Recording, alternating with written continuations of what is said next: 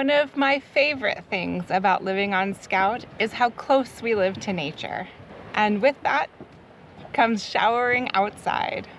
We have had the privilege of outdoor showers in some of the most beautiful places on earth. It is a wonderful way to wake up in the morning. Just be sure to do it before the tourists show up.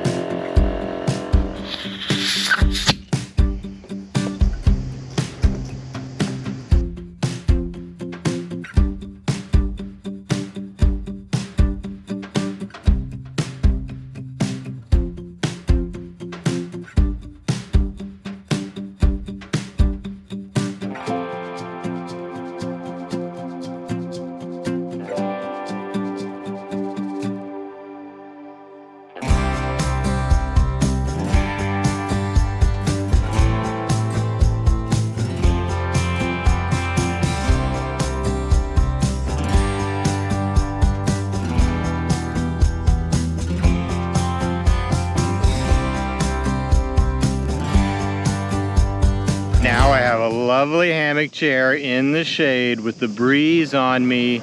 I'm gonna do a little reading. He's got his spot and I've got mine. It's a happy marriage we have.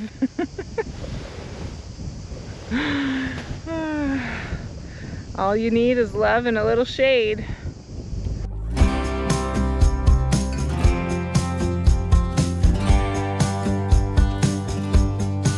What's going on down there?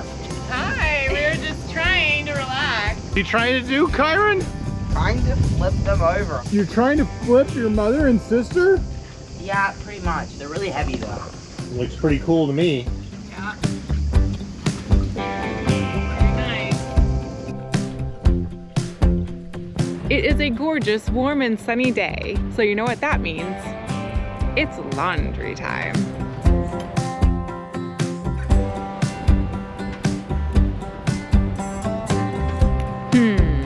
It looks a bit cloudy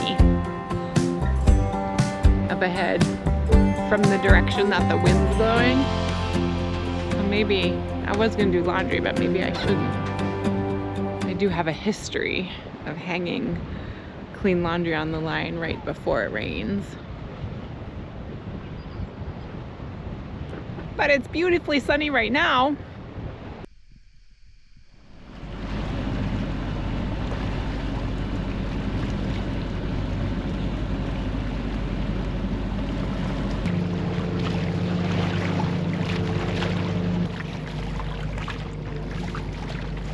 Well, this is a gorgeous spot, but a tricky anchorage. It took us 3 times to get the hook set, and actually on that last third time, we thought we were gonna have to pull it up, and just at the last minute, she caught.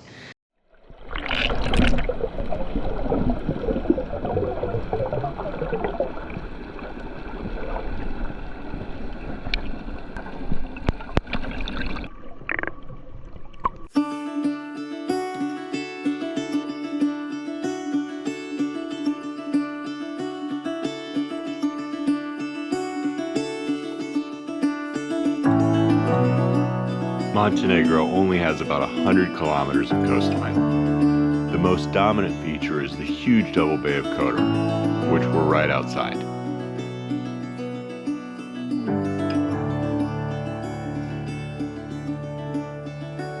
We're going at a bit slower pace here than we often do.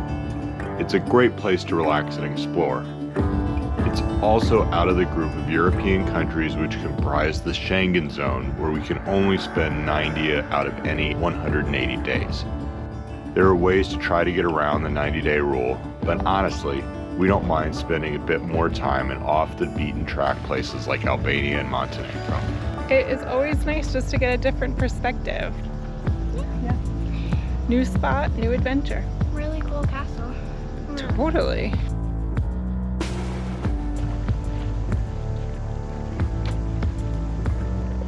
What a lovely post-dinner stroll this has been.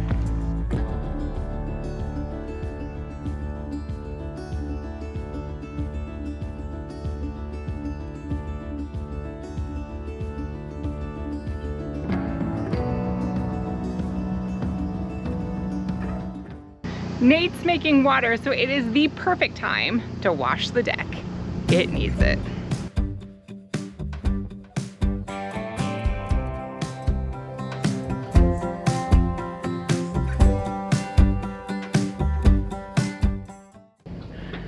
We're leaving Arza Beach and heading to Herceg, Novi. It's a gorgeous day, just about a 1-hour motor up there, and we're looking forward to going to explore the old town and do some provisioning. On the way, we've got some beautiful landmarks that we're passing.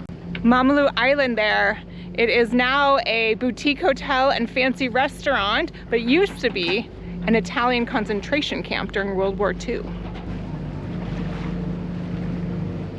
There's something wrong with my hat today. I can't quite put my finger on it, but it's been driving me nuts. It's like he's got a sideways cone head. We are pulling into the anchorage in Herceg, Novi, and it is beautiful.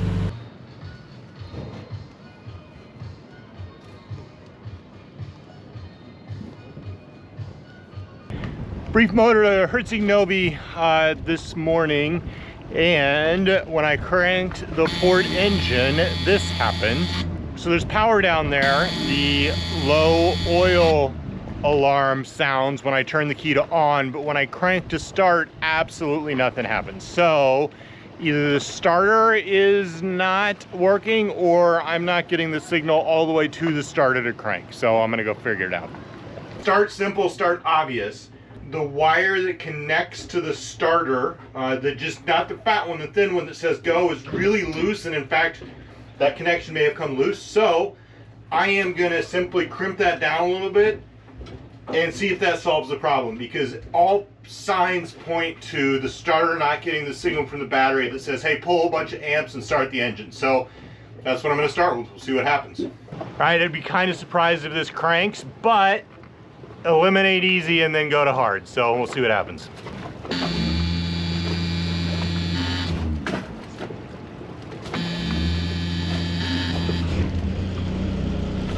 Well, that's really weird. It doesn't crank most of the times, and then it just fired right up just like it should. Feels like I've got a loose connection somewhere else in the 12-volt system that I had to troubleshoot. You can hear the sirens in the background. That is a big fire on the hill across from us. There's a lot of risks and things we deal with in this lifestyle that you don't on land. But our risk of forest fire out here are pretty low. At least directly right on the boat, that is.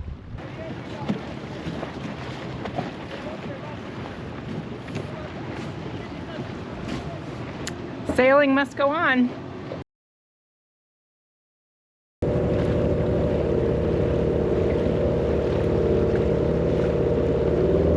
My 12-volt starter wiring bug turned out to be a faulty ignition key.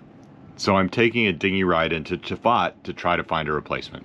Chandleries and in general the availability of marine supply has been interesting the world over. Whenever you leave your initial home port, especially in our case when it's the United States where you can just get practically anything delivered overnight, it's scary setting out, oh my gosh, what am I gonna have, what am I not gonna have, what do I need?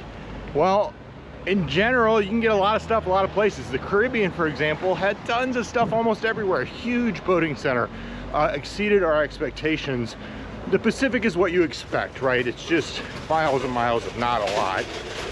But then Southeast Asia was great. I mean, man, there was a chandlery in Phuket that was like Mary Poppins bag that just had everything in there. Everything. And then Europe, if anything, look, I can't generalize Europe or the Med based on where I've been, but I expected a little bit more. Tafat here in Montenegro is a big yachting center, huge marina, and did a round of the chandleries yesterday and just wasn't that much stuff. So in general, there's a lot of stuff out there. Obviously, worldwide shipping is way better than it used to be, but it's also still hit or miss. It's part of the charm. I get to see places in town that I otherwise wouldn't.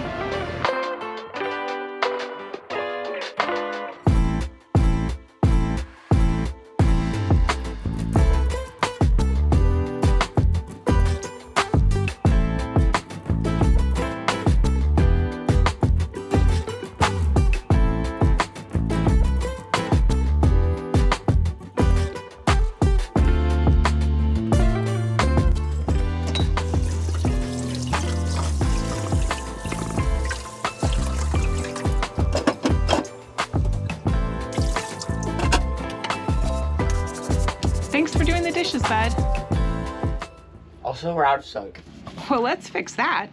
This is a perfect segue to talk about how we stay clean as we float around the world. Soap is obviously an important ingredient in that equation, but for the health of our oceans and the safety of our reefs, it's important to choose the right soap.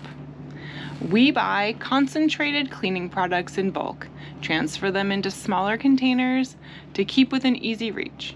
For dish soap, I use about 1 teaspoon of biodegradable concentrate diluted in 1 pint of water to make the perfect boat-safe dish soap. And for showering, we use gentle, biodegradable, low-sudsing, fragrance-free products and rinse off with a quick dip in the ocean. Now that's living the salt life.